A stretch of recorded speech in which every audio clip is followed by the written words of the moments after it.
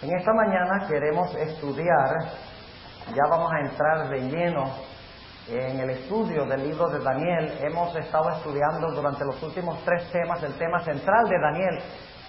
Y lo hemos hecho porque cuando estudiamos la profecía de Daniel 11 es importante que mantengamos en mente el tema central, que es que aunque Dios parezca estar perdiendo hasta el último momento en la gran guerra entre el bien y el mal, entre la gran guerra histórica entre el bien y el mal, últimamente, a último minuto, Dios vencerá a Satanás. Ahora, en esta mañana queremos estudiar la estructura del libro de Daniel. Y vamos a intentar también estudiar la estructura del libro de Apocalipsis, especialmente desde el capítulo 12 hasta el capítulo 22. No sé si alcancemos a hacer todo el libro de Apocalipsis, pero por lo menos vamos a hacer el intento. Antes, sin embargo, de entrar a estudiar la estructura del libro de Daniel, permítame mencionarles que hay 3 diferentes formas que existen hoy en día en las diferentes iglesias de interpretar las profecías. Y es muy importante que tengamos esto en mente. En primer lugar, tenemos una escuela de interpretación de profecías que se conoce como el preterismo. La palabra preterismo, ustedes saben que la palabra pretérito significa pasado. Y los preteristas nos dicen que las profecías del libro de Daniel y de Apocalipsis se cumplieron ya en el lejano pasado. Dicen, por ejemplo, que el cuerno pequeño y la bestia era Nerón, o tal vez Diocleciano, o alguno de los emperadores de Roma pagana. Es decir, que dicen que el libro de Daniel y Apocalipsis no tiene nada que decirnos hoy, porque todo esto se cumplió allá en el pasado. El libro de Daniel con un personaje que se llama Antíoco Epífanes. Así que no tenemos que estudiar las profecías porque eso ya se cumplió, eso nada tiene que ver con nosotros.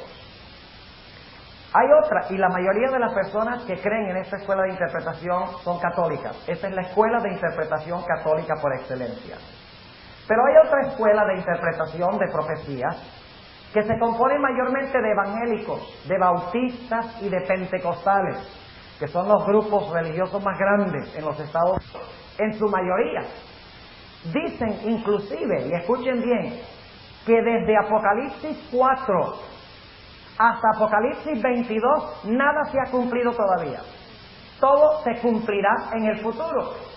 Y del libro de Daniel dicen, sí, algunas cositas se han cumplido, pero eso del cuerno pequeño y eso de la bestia y el número 666, eso es para un lejano futuro cuando se levante el anticristo allá en Jerusalén, en el templo.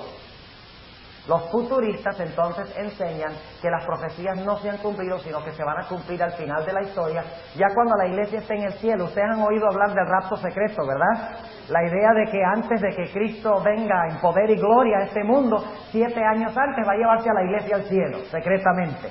Bueno, no tan secretamente porque la gente va a ver personas desaparecer, pero no van a ver la venida de Cristo, porque Cristo va a venir invisiblemente, pero se va a llevar físicamente a la gente del mundo, los que están listos. Y los aviones se van a estrellar si el piloto se lo llevó el Señor, y los carros se van a estrellar también si los que estaban manejando los carros se los llevó el Señor.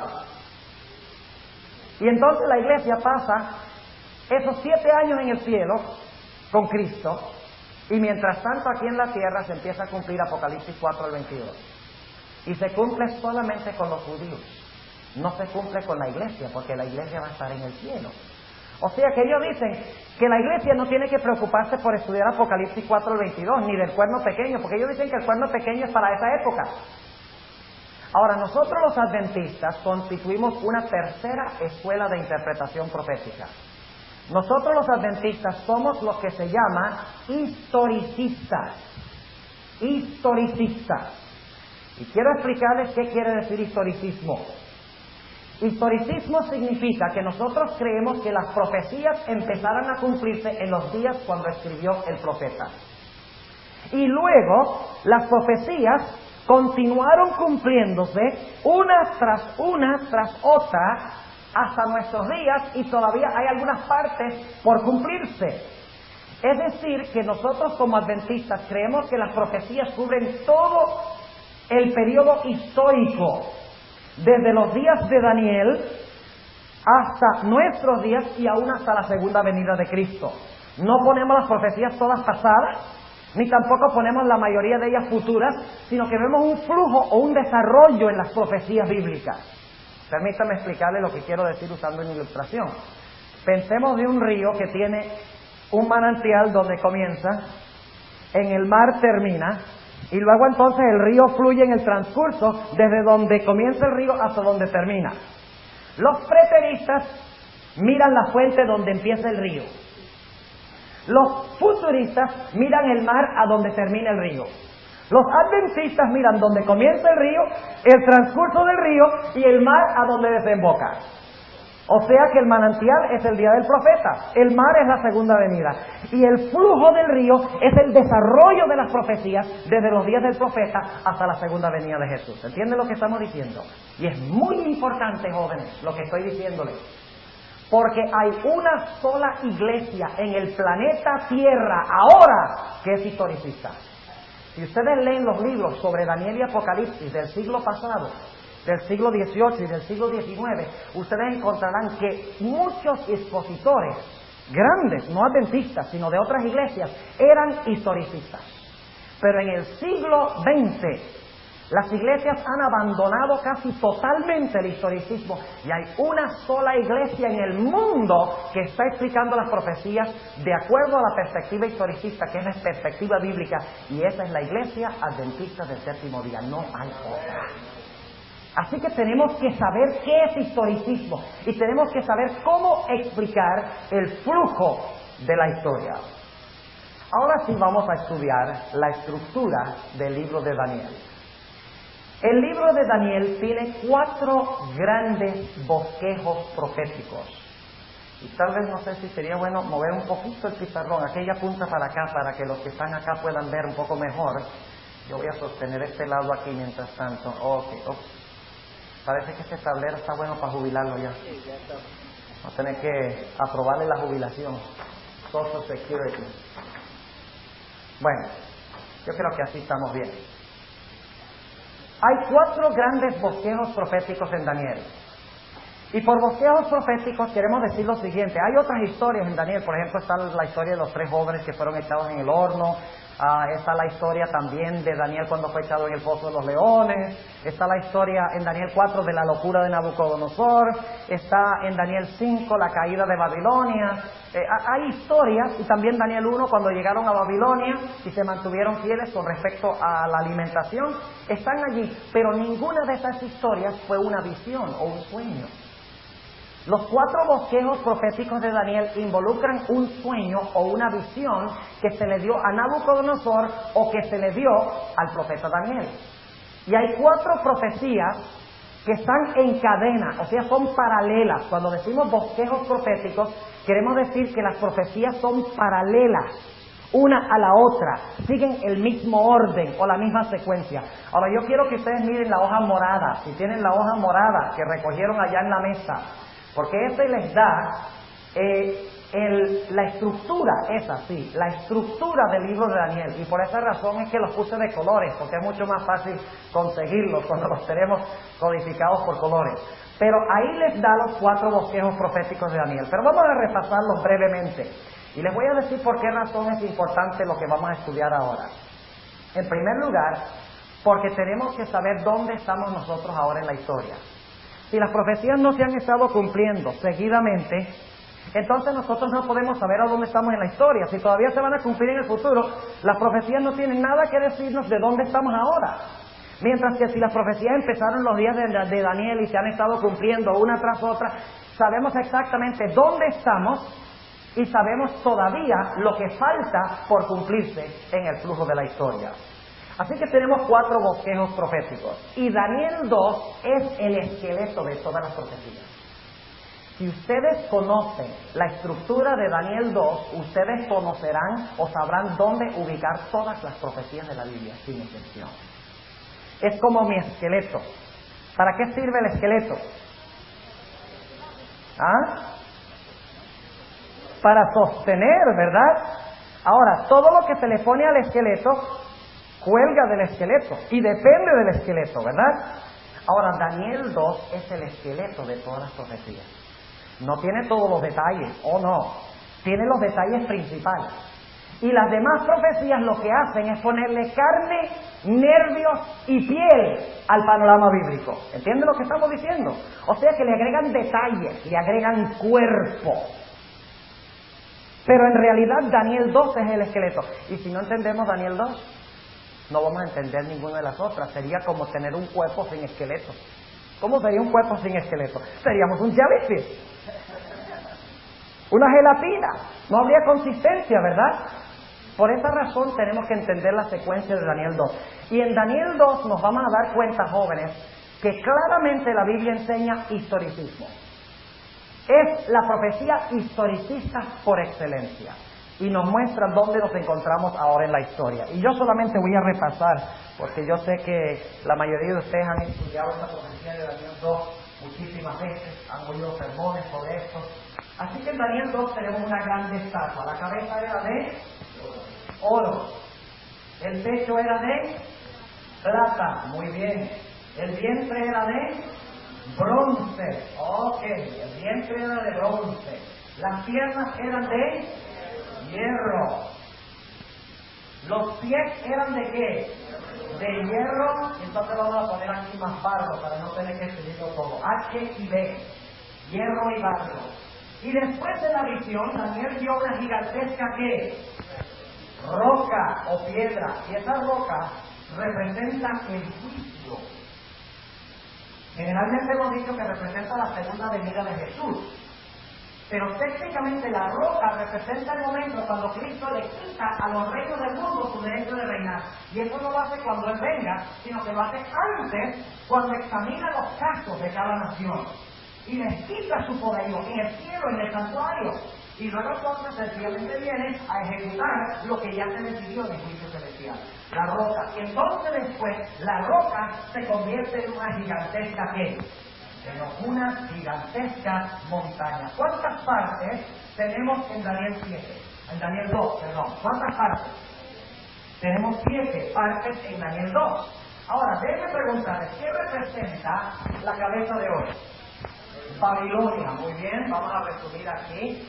Y Babilonia gobernó desde el año 605 hasta el año 539. Ahora, ¿qué representa la plata?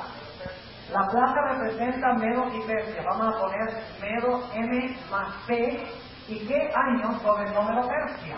539, porque ellos conquistaron a Babilonia, hasta el año 331. Luego tenemos el vientre de bronce. ¿Qué representa el vientre de bronce? Representa el reino de Grecia. Muy bien, el reino de Grecia, que gobernó históricamente desde el año 331 hasta el año 168 a.C. Aquí estamos en fechas antes de Cristo. Luego tenemos las piernas de hierro, que representan cuál reino, cuál nación. Roma. ¿Qué clase de Roma? Me gusta decir Roma imperial, mejor, Roma imperial, el imperio romano. Porque Roma pagana da la impresión de que estamos enfatizando la parte religiosa. La palabra pagano significa, habla mayormente de religión. Y religión todavía no está involucrada, aunque Roma tenía falsas religiones. La religión está involucrada mayormente en los pies con la política. Así que vamos a decirle Roma imperial. ¿Y qué son los años para Roma imperial? Los años son desde 168 antes de Cristo hasta el año ¿qué? 476 después de Cristo. ¿Ok? 476 después de Cristo. Muy bien. Ahora ustedes se están dando cuenta que esto es historicismo. ¿En qué sentido es esto historicismo? ¿Alguien quiere explicarme? ¿Cómo es que estamos viendo historicismo aquí? Como el método de interpretación de la profecía. Exacto. ¿Dónde comenzó? ¿En los días de quién? De Nabucodonosor de Daniel. Ahí comenzó. ¿Y luego qué hace? Sin interrupción. Escuchen bien. Sin interrupción. Se cae ese reino, se levanta el siguiente. Cae el siguiente, y entonces se levanta el otro. Hasta que finalmente concluimos con la segunda venida de Jesús. Ahora, vamos al hierro y al barro. Vamos al hierro y al barro. Ahora, ¿qué representa el hierro? ¿Recuerdan? En las piernas, ¿qué representaba el hierro? Político, que el gobierno político, y especialmente, ¿cuál reino político? Roma, porque el hierro de las piernas es Roma. Por lo tanto, el hierro de los pies debe ser también ¿qué? Debe ser también Roma. Así que hay una fase política, pero también hay una fase ¿qué? Según estudiamos, religiosa, hierro y el barro. Ahora, ¿qué pasó cuando se dividió el Imperio Romano? En primer lugar, el Imperio Romano se dividió, ¿verdad?, en 10 reinos. Y luego surgió en medio de los 10 reinos, ¿recuerdan Daniel 7? ¿Un qué? Un cuerno pequeño. ¿Era diferente que los otros cuernos? ¿Sí era diferente o no? Parecía no caber, ¿verdad? Porque era un cuerno con ojos, un cuerno con boca, y todas sus actividades son religiosas del cuerno, ¿entienden? Ahora, ahí tenemos lo mismo, y vamos a ver en Daniel 7, tenemos lo mismo en Daniel 7 con el cuerno pequeño levantándose entre los 10 cuernos de Roma, que son los 10 cuernos de hierro, pero luego entra el cuerno pequeño que entremezcla la religión con los 10 cuernos. Es lo mismo que en Daniel 2, los 10 dedos de los pies, que son de hierro, sí, porque son una continuación de Roma pagana, porque Roma imperial no cae, sino que Roma imperial que se divide, pero además de eso, se le añade a los 10 reinos de Europa, se le añade un elemento que es el barro. ¿Y qué representa el barro? La iglesia. ¿Están entendiendo? Ahora, fíjense.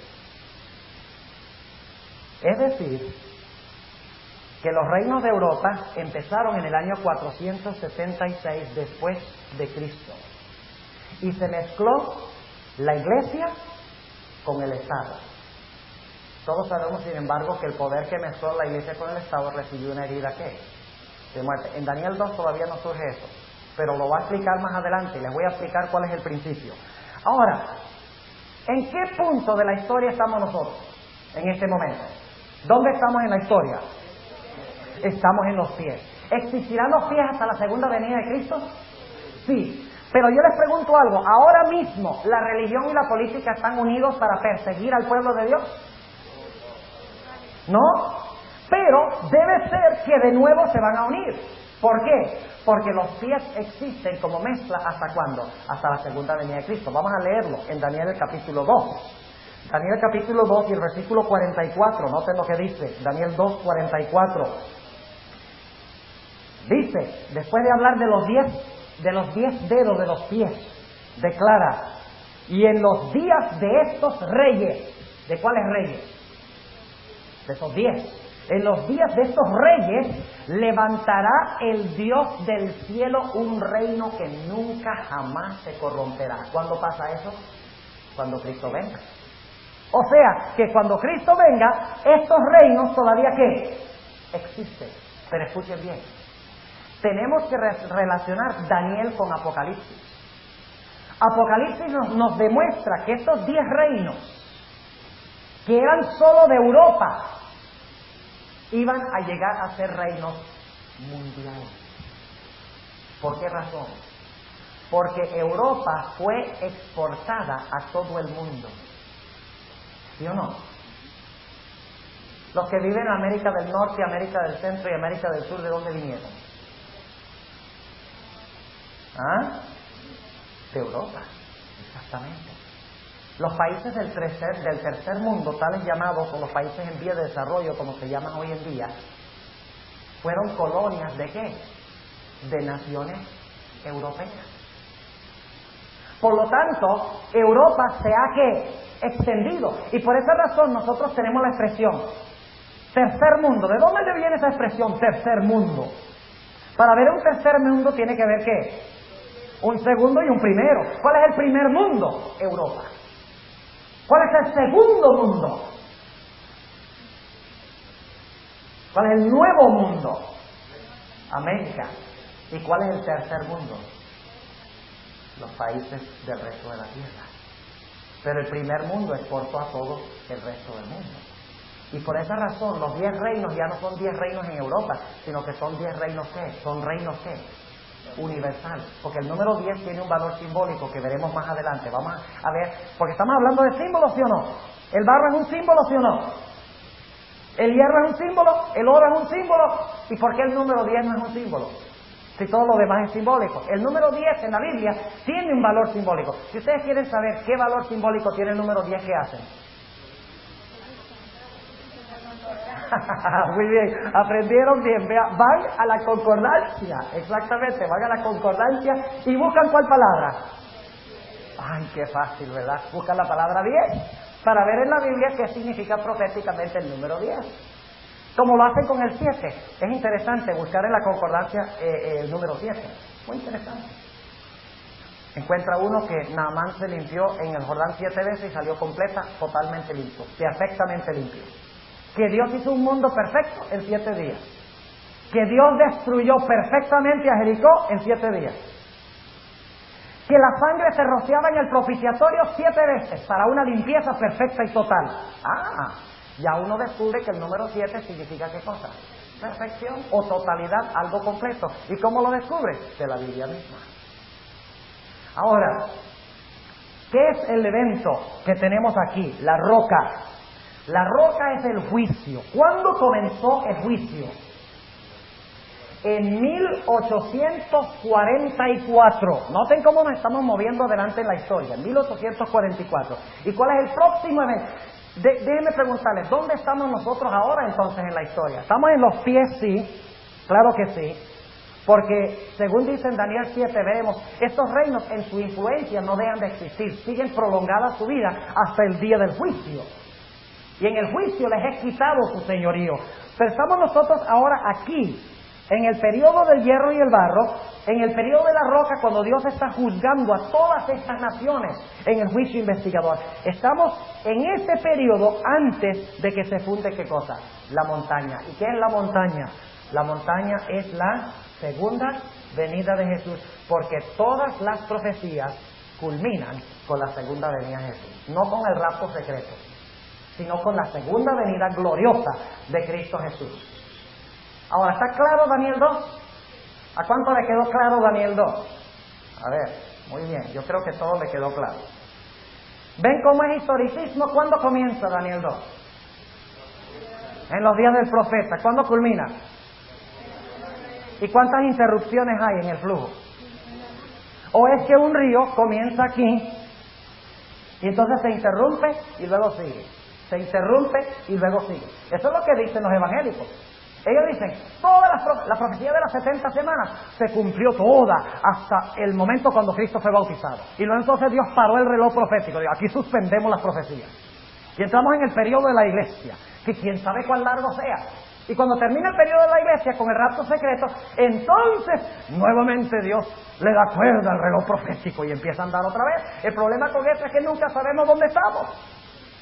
No sabemos dónde estamos ubicados en el flujo y el desarrollo de la historia. Ahora, vamos a Daniel 7.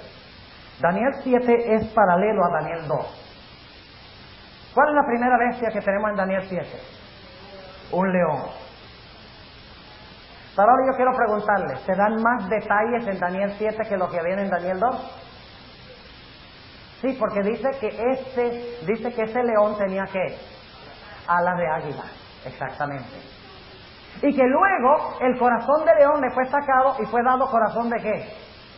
Le fue dado corazón de hombre. Ahora se da mucho más detalle. Ahora, ¿qué significa eso? Un león que tiene corazón de bestia y luego les quitaba el corazón de bestia y les daba corazón de hombre. ¿Recuerdan que leímos ayer en Daniel capítulo 4 que Nabucodonosor se le mandó que se le arrancara el corazón de hombre y que llegara a ser bestia y que luego entonces se le iba a ser devuelto ¿qué cosa? ¿El corazón de hombre? Exactamente. A eso se refiere. A la locura de Nabucodonosor, que duró hasta el año 562 a.C. Ahora, entonces tenemos un león. ¿De qué color es el león? ¿De qué color es el león? Amarillo. ¿De qué color es el oro? Amarillo. Usted dice, pero eso es coincidencia. No. Porque es que el oro es el rey de los metales y el león es el rey de la selva. Y el águila tiene alas de águila. El águila es el rey de las aves. Y el 666 es el rey de los números.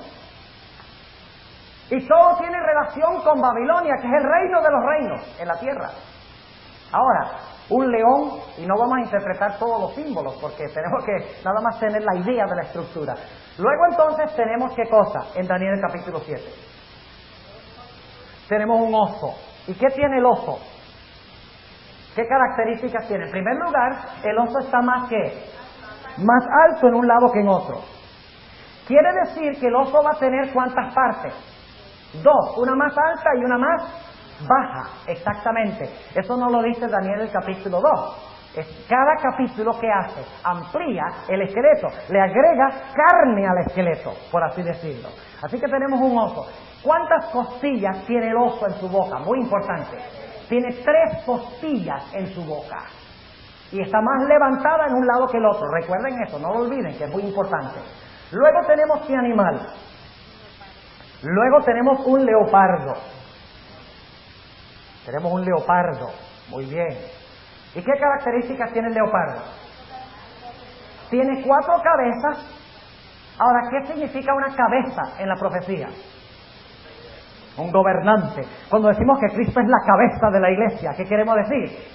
Que Él es el que gobierna a la iglesia, ¿verdad? Así que si hay 4 cabezas, significa que este reino va a tener ¿qué?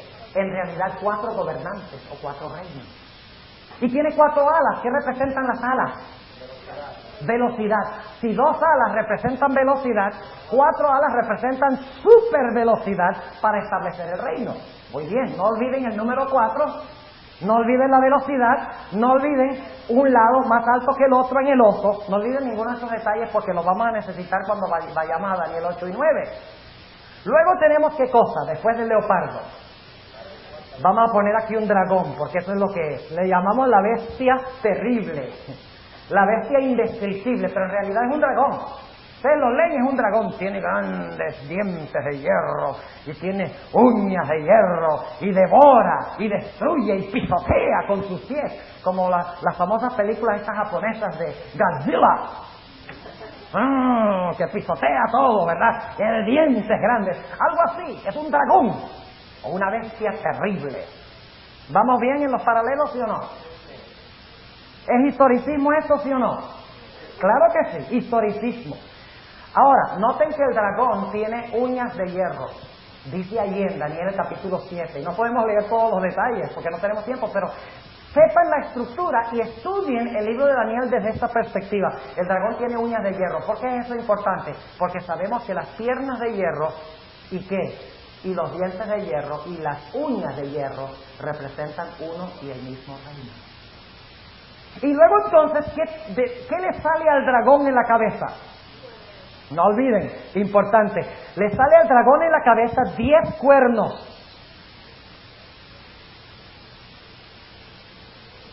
¿De dónde salen los cuernos? ¿De la cabeza de qué? De la cabeza del dragón, lo cual significa que los cuernos son una continuación del poder del ¿qué? ¿Del dragón? ¿O es que ustedes creen que los cuernos pueden gobernar sin cabeza? Hay 10 cuernitos y los cuernitos caminan y ven y andan. No, para que los cuernos puedan funcionar, tienen que tener una ¿qué? Una cabeza. Y la cabeza del dragón representa Roma ¿qué? Imperial. ¿Entienden lo que estamos diciendo? O sea que ese dragón se iba a dividir en 10 diferentes reinos. Pero no iba a desaparecer el dragón, sino que se iba a ¿qué? A dividir en 10 reinos. Muy bien. Pero ahora escuchen bien. ¿Vamos bien? Porque aquí tenemos los 10 cuernos, es lo mismo que el hierro de las piernas, ¿sí o no?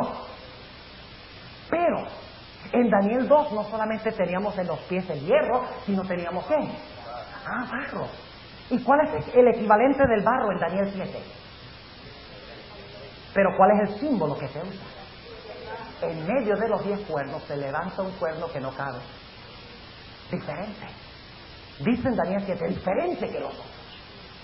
¿Era el barro diferente que todos los otros metales? Sí, porque los otros eran metales, mientras que el barro no es metal. Aquí tenemos un cuerno que es distinto, diferente.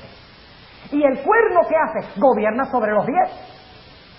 Y sus actividades son religiosas, cambia la ley, habla blasfemias, pisotea el santuario, le quita la función del santuario al príncipe, hace todas esas cosas. Sus actividades son religiosas, se sienta en el templo de Dios haciéndose parecer Dios. sus actividades son religiosas, pero gobierna sobre los cuernos que son ¿qué? Políticos. La unión de ¿qué? La iglesia y el Estado. ¿Ven la conexión entre Daniel 2 y Daniel 7? Muchas personas no han visto en Daniel 2 la unión de la iglesia y el Estado, porque no han estudiado cuidadosamente lo que representa el barro, como lo hicimos ayer en la mañana. ¿Recuerdan que hablamos del barro y lo que representa el barro? Y comprobamos bíblicamente que el barro representa el cuerpo espiritual de Cristo, como hizo el cuerpo literal del hombre, y el cuerpo de Cristo es ¿qué cosa? La iglesia. El barro representa la iglesia de Cristo. Y el hierro representa la fase política de Roma pagana. Y el que mezcla la política con el Estado también se llama Roma. ¿La Iglesia Católica es una continuación de Roma? ¿Va a dominar la Iglesia Católica todo el mundo? ¿Será el mundo gobernado por Roma? Claro que sí. ¿Hasta la segunda venida? Sí. ¿Tiene razón lo que dice Daniel 2 entonces? Claro que sí. Ahora, cuando el cuerno, vamos a poner aquí a resumir, CP, cuerno pequeño, mezclado con los 10 cuernos, al igual que tenemos hierro y barro mezclado. Ahora de repente, cuando el cuerno está hablando blasfemias y cuando está prosperando, ¿recuerdan anoche leímos eso? Donde dice que le fue bien, prosperó, mataba a los santos, cambió la ley, le iba bien, parecía estar ¿qué? Ganando. Uno miraba en la Edad Media, y ustedes leen en cuanto a los mártires, en Apocalipsis 6, 9 al 11, los mártires claman y dicen, ¿hasta cuándo, Señor?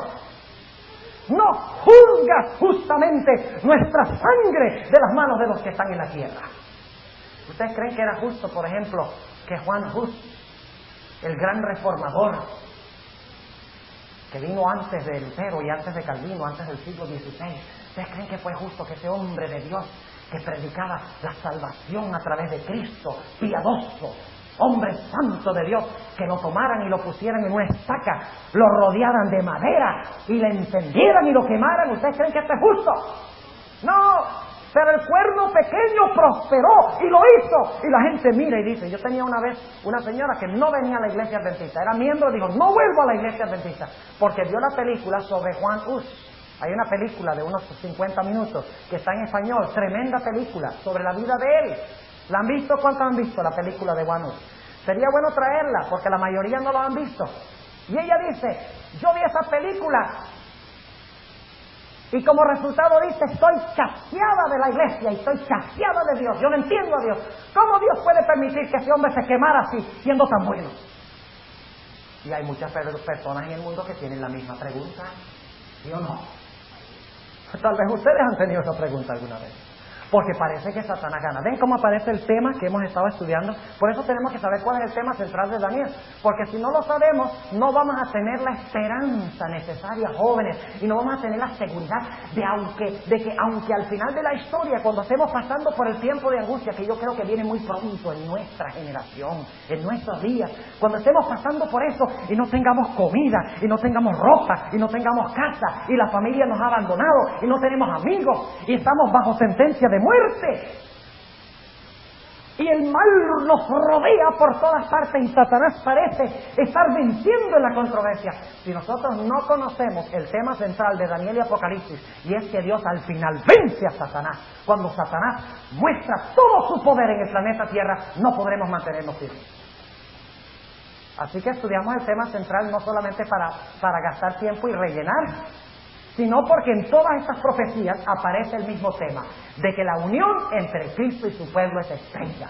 Y aunque hay injusticias en el mundo, esas injusticias finalmente serán enderezadas por Dios. ¡Qué lindo mensaje nos da Dios la profecía!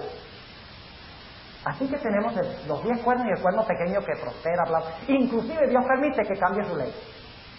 Óigame, si yo fuera Dios, lo hubiera acabado. ¿Cómo se atreve a cambiar mi ley? Un rayo, listo, destruido. Eso así actuamos nosotros. Pero Dios deja que el mal prospere. Porque fíjese cómo es Dios. Dios deja que el mal prospere porque Él sabe, gracias hermano, Él sabe, yo tengo una maleta llena de pañuelos y se me olvida meterlos al bolsillo. ¿Ve? Dios sabe que si le da suficiente cuerda a Satanás, Satanás mismo se ahorca.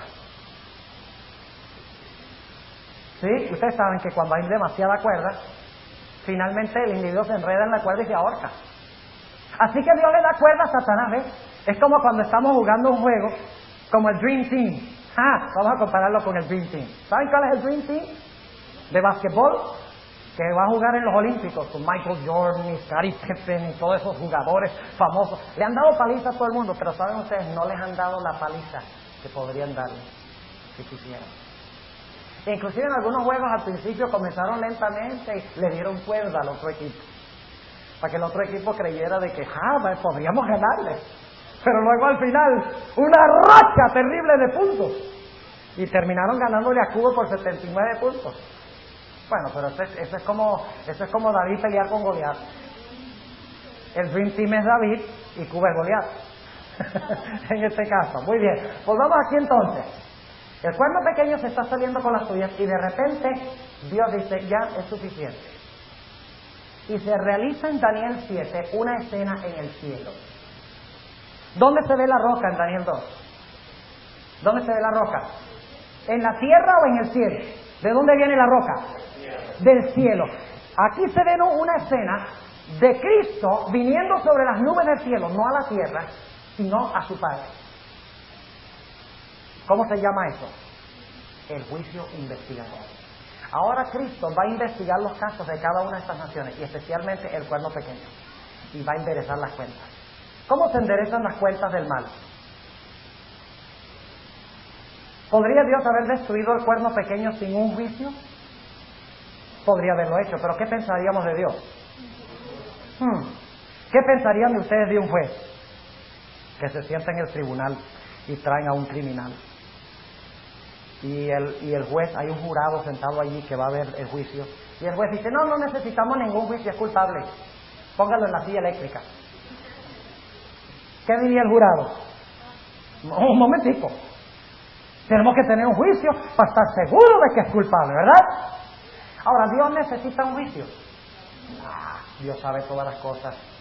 ¿Para qué un juicio para Dios? Dios sabe el fin desde el principio. ¿Quiénes necesitan juicio? Nosotros. Los seres del universo necesitan juicio. Aunque el cuerno pequeño prospera, le va bien. Y todo el mundo dice, bueno, si le fue tan bien, porque era el poder de Dios.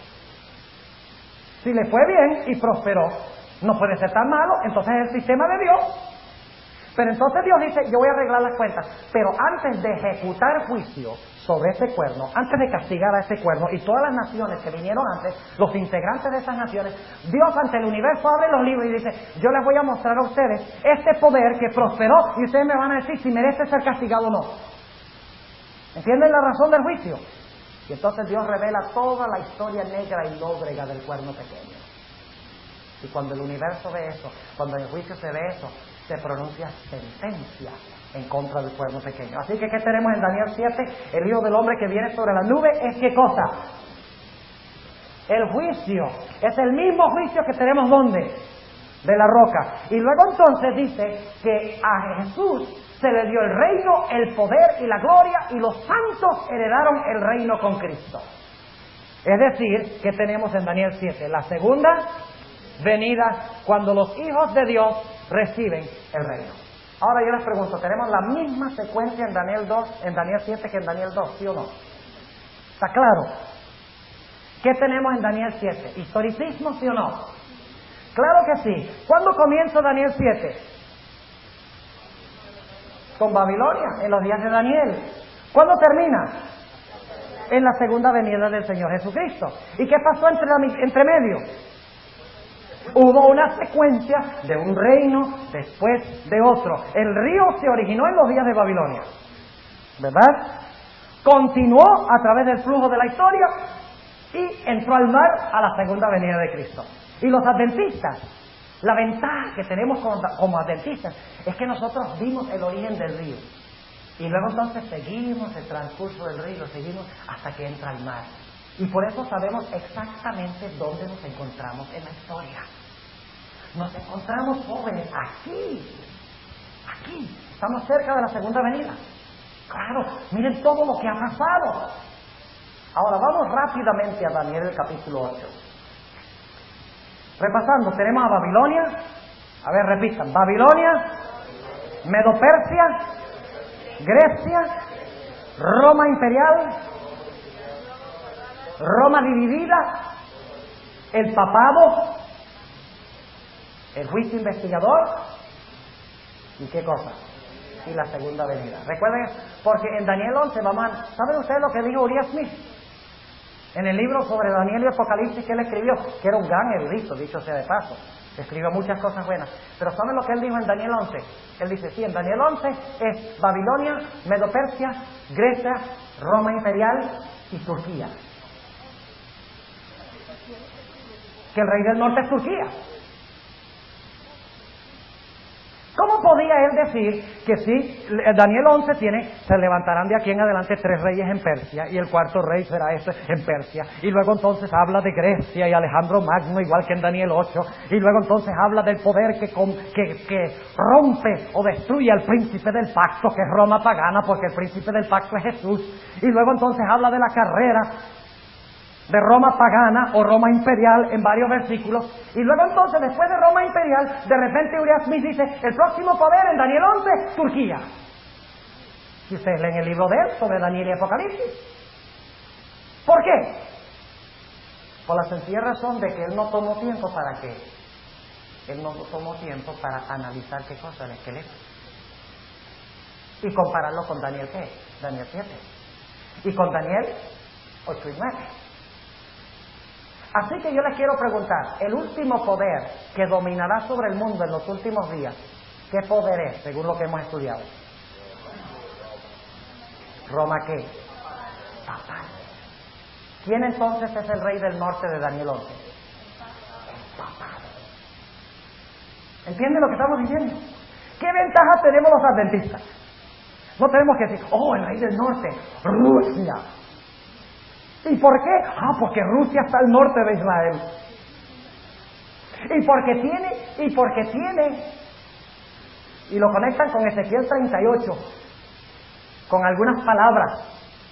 Tubal, menciona Tubal en Ezequiel 38, ellos dicen que esa es Rusia. Decían, pero ahora como Rusia cayó, como la Unión Soviética cayó, han tenido que hacer mucha refinación y cambios en sus libros. Pero ellos dicen, allí menciona Tubal. Dice, eso equivale a la ciudad moderna de Tobolsk, en Rusia, ¿ves? Suena parecido. Y entonces se dice que Gog viene de Ros.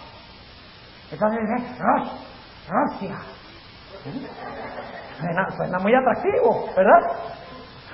Eso se llama exégesis por sonido. Estudio por sonido. Pero eso es una coincidencia. El rey del norte no es Rusia. Los reyes del oriente no son China y Japón. No. El rey del norte es el papado, cuando conocemos ¿qué cosa? La estructura. Por eso estamos estudiando la estructura, para ubicarnos. Cuando vayamos a Daniel 11, vamos a saber exactamente dónde estamos ubicados. ¿Están entendiendo lo que estamos diciendo? Ahora vamos rápidamente a Daniel 8, y aquí sí, no vamos a leer versículos ni nada porque quiero que capten la perspectiva. En Daniel 8 no hay un símbolo para Babilonia, no hay. Algunos dicen que es porque Babilonia cayó, ya, o estaba por caer, pero hay otra razón por la cual no aparece Babilonia. Y esta noche cuando estudiemos la estructura de Apocalipsis les voy a explicar que en Apocalipsis sucede lo mismo. Se mencionan los primeros poderes y luego cuando se mencionan de nuevo en Apocalipsis, cuando hay el bosquejo otra vez, ya no se mencionan esos primeros poderes, solo se mencionan los últimos. Porque en las profecías el interés no es primordialmente los que vinieron primero y cayeron. El interés de las profecías es dónde estamos viviendo en los últimos días. Por eso, aquí en Daniel 8 no hay un símbolo para Babilonia. Babilonia está a punto de caer, y además de eso, cuando estudiemos más específicamente Daniel 11, encontraremos otra razón, la razón principal por la cual no se menciona un símbolo para Babilonia, pero para Medo-Persia sí se menciona un símbolo, y es un carnero. ¿El carnero tenía cuántos cuernos? 2. ¿Y uno de los cuernos era qué? Ajá.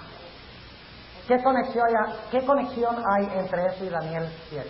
Entre el oso y el carnero. En el oso, un lado era más alto que el otro. Y aquí tenemos 2 cuernos, uno más alto que el otro. Lo cual significa que este reino iba a ser compuesto de ¿cuántos reinos en realidad? Un reino unido de 2 reinos. ¿Entienden? Un carnero. Y dice, ahora escuchen bien, y vamos a leerlo aquí en Daniel 8 para que ustedes se den cuenta lo que dice en Daniel el capítulo 8 y el versículo 3. Dice, y alcé mis ojos y miré, he aquí un carnero que estaba delante del río, el cual tenía 2 cuernos, y aunque eran altos, el uno era más alto que el otro, y el más alto subió a la postre, o sea, el más alto subió de último. Ustedes tienen una hoja anaranjada que tiene toda la dinastía de los medos y persas, desde que se levantó hasta que cayó. Una hoja anaranjada, perdón, no anaranjada, sino como amarilla, medio anaranjada, esa que está allí, exactamente. Sí, como amarilla, un amarillo jalando anaranjado, o un anaranjado jalando amarillo. Ahí tiene la dinastía de los medos y los persas. Yo les pregunto algo, miren bien lo que está allí. Al principio están ¿qué? Los 2 reinos unidos. Sí, esa es la dinastía de los persas, estos son los medos. Y fíjense que Ciro el Grande era medo y ¿qué? Y persa, porque descendía de ambas dinastías. Pero después de Ciro el Grande, ¿qué pasa con la dinastía de Media? Ya no hay reyes de Media, sino que todos son ¿de dónde? De Persia. ¿Y subió de primero o de último? Persia, a su poderío. De último. Así que si ustedes miran esta dinastía, encontrarán que se cumplió al pie de la letra de que los 2 cuernos eran altos, uno era más alto que el otro, pero el más alto subió ¿qué? De último, que Persia, que tomó la ascendencia, y Media más o menos se desvaneció en la historia. Ahora, ¿había una pregunta? Bien, ahora vamos entonces a Grecia. ¿Cuál es el símbolo de Grecia en Daniel 8? Tenemos un macho cabrío. Un macho cabrío. ¿Cuál es la característica del macho cabrío? ¿Qué tiene el macho cabrío?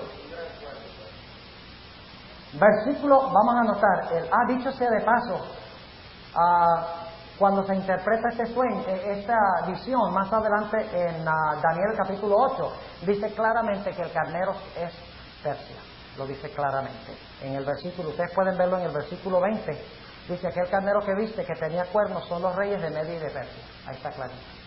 La misma Biblia lo dice. Así que vamos bien. Ahora noten el versículo 4. Di que el carnero hería con los cuernos al poniente, al norte y al mediodía. ¿Cuántas direcciones? ¿Cuántas costillas tenía el oso en la boca? ¿Ven? ¿Es el mismo poder, sí o no? Claro que sí. Ahora, versículo 5. Y estando yo considerando, he aquí un macho de cabrío venía de la parte del poniente sobre la haz de toda la tierra, el cual no tocaba la tierra, y tenía aquel macho de cabrío un cuerno notable entre sus ojos. ¿Quién es ese cuerno notable? Vamos a dejar que la Biblia nos lo diga. Versículo 21. Y el macho cabrío es el rey de Javán. Javán es lo mismo que Grecia. Algunas versiones traducen Grecia. El macho cabrío es el rey de Javán. Y el cuerno grande que tenía entre sus ojos es el rey primero. ¿Quién fue el rey primero de Grecia? Alejandro Magno. Pero ahora fíjense, ¿cuántas alas, cuántas cabezas tenía el leopardo? Tenía 4. ¿Y tenía cuántas alas? Ahora fíjense en Daniel el capítulo 8 y el versículo 5. Dice que habla de un macho cabrío, venía de la parte del poniente, sobre la haz de toda la tierra, el cual no tocaba la tierra. ¿Qué significa eso? No tocaba la tierra. Estaba volando. Igual que las 4 alas de Daniel 7. Y tenía un cuerno notable y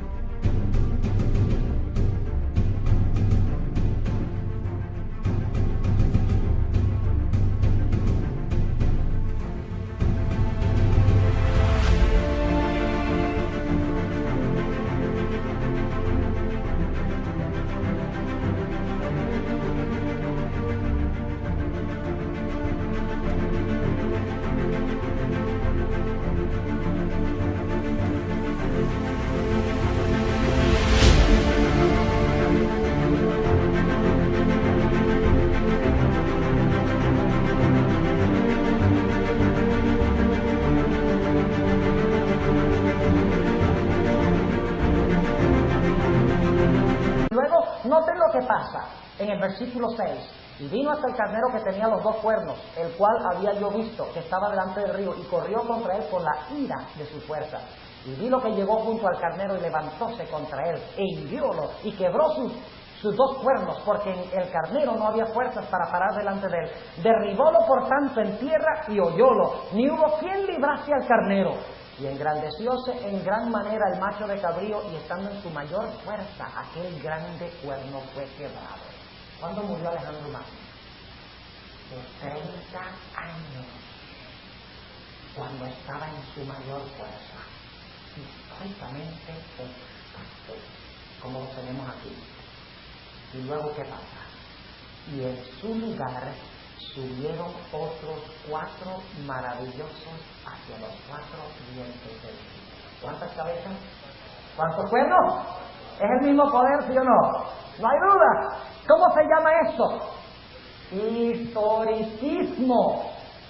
Y la profecía de Apocalipsis, escuchen bien, y vamos a suspender aquí, porque el tiempo se ha ido, ¿verdad, pastor? Vamos a suspender aquí y continuar esta noche con el resto de Daniel 8 y luego con Daniel 11 y 12.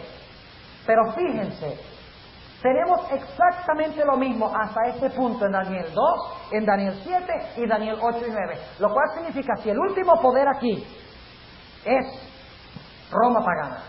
To be free, so I'll cherish every moment, every day. For your love has lit my path in everywhere. In the tender touch of your hand, I find the strength to rise and stand. Through every trial, every tear we've shed, your love's been the shelter where I find my bed. For your love's been my anchor in life's stormy seas, a beacon of hope guiding me to be free.